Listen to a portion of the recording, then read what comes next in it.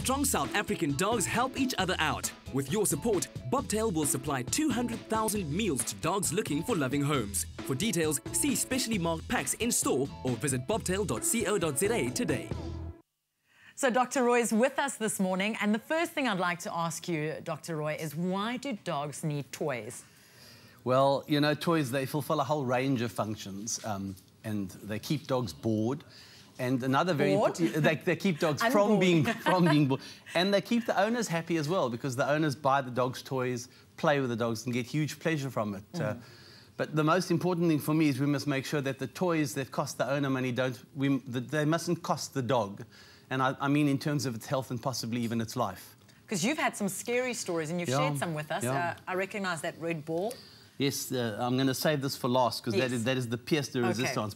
But we have to make sure that the toys are, first of all, age appropriate. You wouldn't buy an adult toy for a puppy. Puppies are really, they tire very quickly.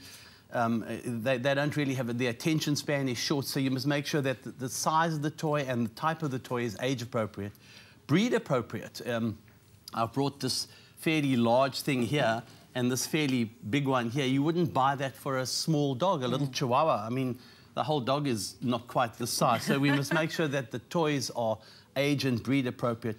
We must make sure that a very, very, very important for me is size appropriate toys. Okay. And that's where I'm going to actually dwell on this for a moment. This is designed for, it says on the packet, a 35-pound or 17-kilo dog. And this was given to a 55-kilo Ridgeback. And I know we have said this before, but for me it's such an important thing.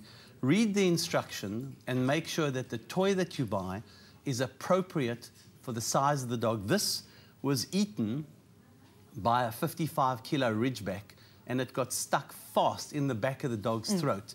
And the only reason the dog is alive is because there's a hole in the ball, and it was able to breathe through the hole. So that, for me, was, you know, very, very important. So very, very, very important. Read the instructions, buy the right age and size appropriate toy for your pets. Yes, yes. Another thing which we don't even think about, some dogs are allergic to things. Some dogs have beef allergies, for instance. So the owners give the dog what is effectively a hypoallergenic diet. They exclude the stuff from the diet that causes the allergy, and then they will go to a vet or a pet shop or somewhere and buy, for instance, a cow hoof or a rawhide chew. And these things, unfortunately, they're great toys. I love them. They keep the dogs amused, they chew them. But this has beef protein.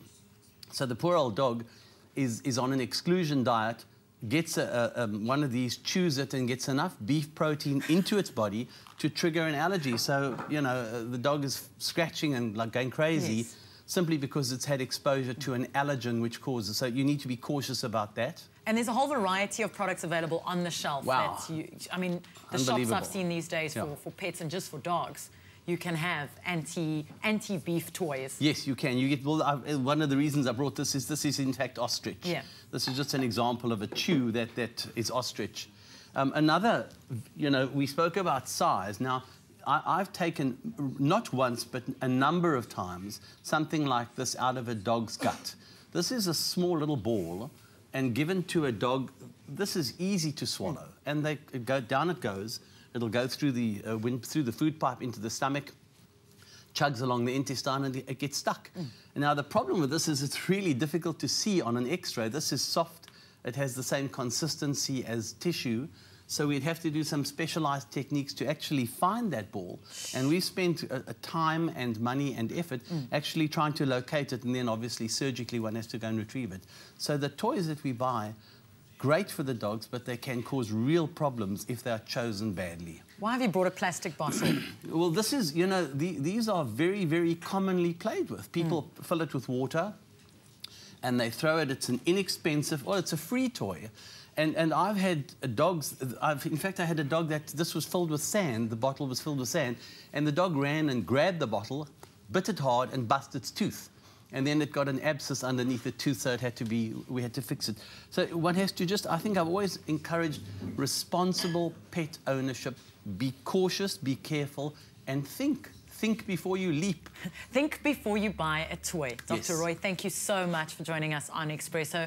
Please, please, please, when you're buying toys or encouraging your dogs to play with toys, make sure it's the right age and size appropriate toy for them.